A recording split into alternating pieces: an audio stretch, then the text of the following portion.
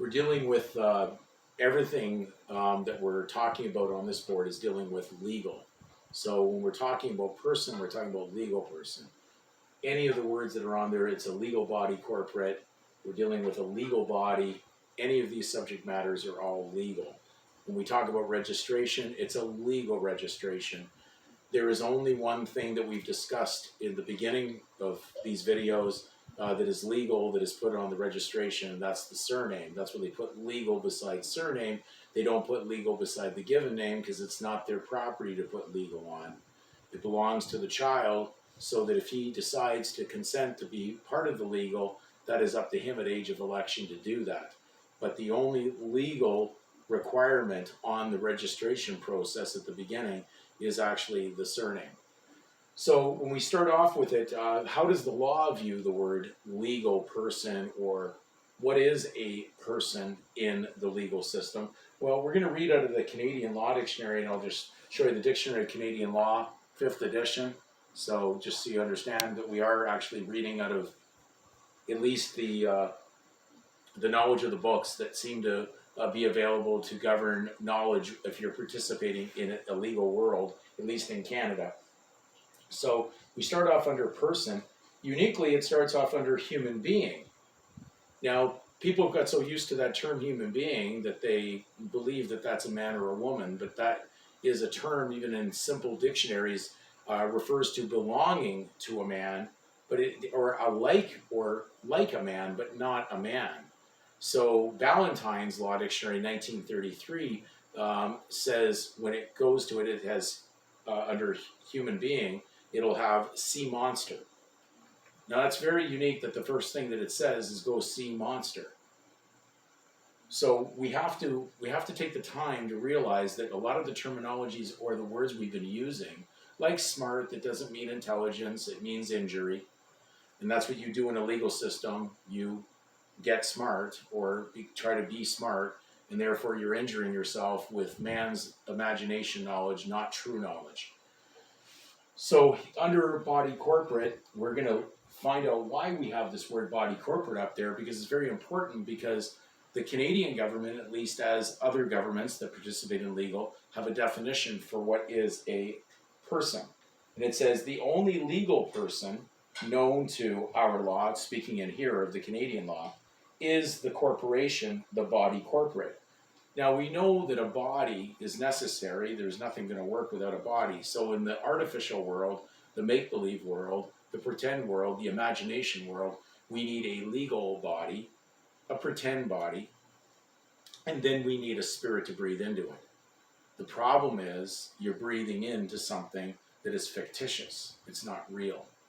And so therefore you're caught in the legal at that point, and once you join into that, you merge and you become one. So the body corporate is just really in essence that trade name or that last name in the registration. That's really the body. That's the collective that the commoners all have a common use of. You can't have full use of a last name or a surname because many others will be using the same brand name. And of course, that's why they register certain number systems to track how you're using it, because you're not the only one using it. So now we go to body, and we know when they do a roll call, that's how they call out only by the last name. That's why it's in arms. So they call you to arms. It's very simple. If you've ever been even in a school system, they only call out the individual in their last name. They don't call usually out in both names. And then basically we're going to go to just a refresher here for a second. Under body corporate, the meaning of body corporate is an incorporated body, whatever and however incorporated. And it says it includes a company or other organization with legal personality, wherever or however incorporated. Any body corporate with or without share capital, wherever and however incorporated. Okay, so then we go to body. Now, body, in definition, is the main section of any document or instrument. So if we're looking at this, we know the main purpose of this document is to bring about an event on a legal surname.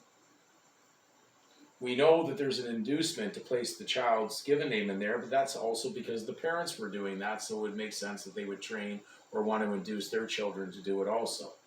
So this document, although showing what appears to be a registration, it is not a merger yet. The two have not become incorporated.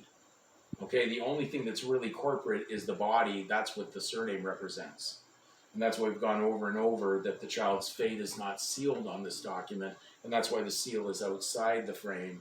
This is just an accusatory document that accuses on the future of whether or not that child will participate. So when we go to main line, okay, it was interesting that I understood that all these certificates, or these what we call the long forms or the statement of birth records, or what was filled in at the hospital, that hospital record that most parents filled in by hand. These documents, of course, in Ontario primarily had the last name underlined. Very interesting why they underline something. It means stress, and that's kind of like what an imposition is. It's a tax. It's a stress. That's why everybody's stressed out in society. It's the number one killer, because people want to continue energizing something that's not theirs, and therefore they're paying for it with their time and their spirit. So the surnames being underlined, that's like the main line that's on this document. What's interesting, when I looked up main line, when I was just going through the research to do this video, I went to main line, and it says in the Canadian Law Dictionary, to intravenously inject a drug. So you can understand that in representation, the surname is a drug. It's the money. It represents the commerce. It represents where drug comes from the word drudge, which meant like a slave or someone in very strict servitude. And therefore, if anybody's using these names and it's not theirs because it is not something natural, so they were not born with it, it's something that is assumed and taken down later. And we're going to read the word assume right after this so you'll understand. That's an assumption that you thought this is not a document that tells you it's a go-ahead to use the name. Nothing has happened at this point. So the question is, they're bidding on whether or not someone will assume that name. And that's why we're going to have to read assume in the next video, so we have a full understanding that the whole system is based on your assumption, not based on something that you actually had a directive on.